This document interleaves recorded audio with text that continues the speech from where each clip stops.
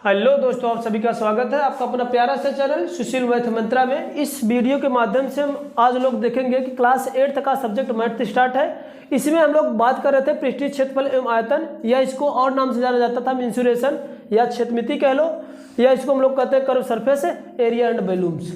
इस वाले चैप्टर का मैं सेकंड प्रश्न आप लोग के आया हूँ। क्या है? अभ्यास 18 का बी, और 18 के बी में आपको केवल और केवल सर्कल के बारे में बात करना है। हाँ, क्वेश्चन दूसरे पर हम लोग चलते हैं।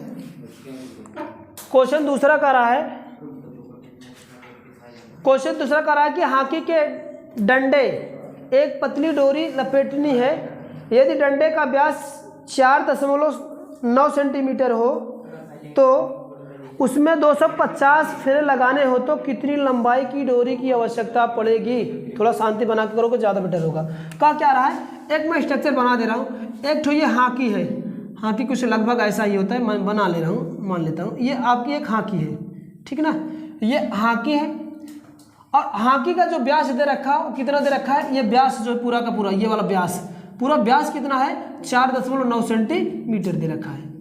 कह रहा है कि इसमें पतला धागा मुझे ऐसे ऐसे लपेटना है, ऐसे ऐसे ऐसे ऐसे ऐसे क्या करना है मुझे? लपेटना। कितने फेरे लपेटने? 240 भैया, 250 फेरे लपेटने हैं। तो क्या करना, मैं 250 फेरे यहाँ पर लगा दी हो, 250 फेरे। तो कह रहा है 250 फेरे लगाने में कुल कितनी डोरी की आवश्यकता पड़ेगी? तो हम करते क्या हैं, पहले हम क्या करते हैं कि एक बार लपेटने में, जैसे मान लो कि मेरे पास यही हाकी है, इसको एक बार लपेटने में, जबकि इसका व्यास 4 कितना दे रखा है? 9 दे रखा है। पहले तो हम करेंगे क्या, एक फेरे लगाने में कितनी राशि की आवश्यकता पड़ेगी, ये निकालेंगे। और इस टाइप के क्वेश्चन को निकालने के लिए कितनी राशि की आवश्यकता पड़ेगी, वहाँ पर हम लोग निकालते क्या है, परिधि निकालते हैं। तो ये जो 4.9 दे रखा है सेंटीमीटर इसका व्यास, उस व्यास से हम लोग निकालेंगे क्या है, इसकी हम लोग परिधि निकालेंगे। और परिधि बराबर क्या होता है? व्यास के अंश में पाई इंटू डी होता है।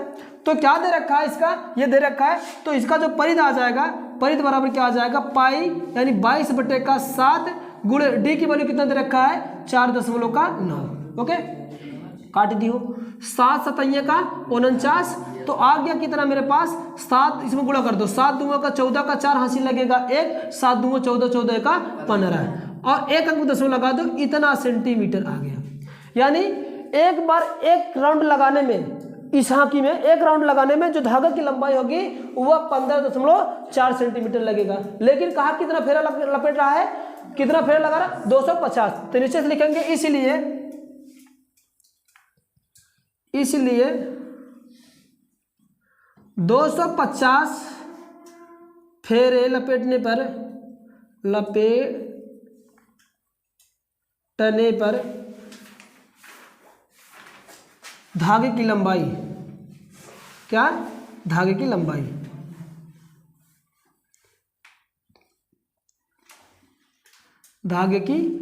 बराबर क्या हो जाएगा? कितना फेरा लपेट रहा था आपका? 250 गुणे क्या, पूरा ये लिख लो 15.4। बस इसका गुणा कर लो। ये तो 1 0 इस दशमलव खत्म करके जाएगा, 25 से गुणा कर दो। 25 चौका का 100 हासिल लगा 10, 25 पंजे 125, 25 में 10 जोड़ेंगे तो 35 आ जाएगा। 35 का 5 हासिल लगेगा 13, है ना। 25 पंजे 125, 25 में 10 जोड़ेंगे तो आ जाएगा कितना? 135, और 35 का 5 हासिल लग जाएगा 13, और 25 से 25 13 कितना हो जाएगा? 25 5 30, बचेगा कितना? 8 38। ये आ जाएगा लगभग इतना। तो ये तो दशमलव, ये तो खत्म किया था ना, 25 का 100, ये 1 0 और बढ़ता, तब यहाँ पर दशमलव लगाते हैं हम लोग। ये हम लगाए, ठीक ना, करेक्ट आंसर है।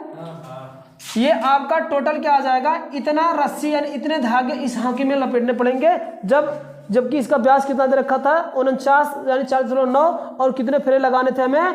250 फेरे। तो कुल रस्सियों की संख्या क्या आ जाएगी? 38।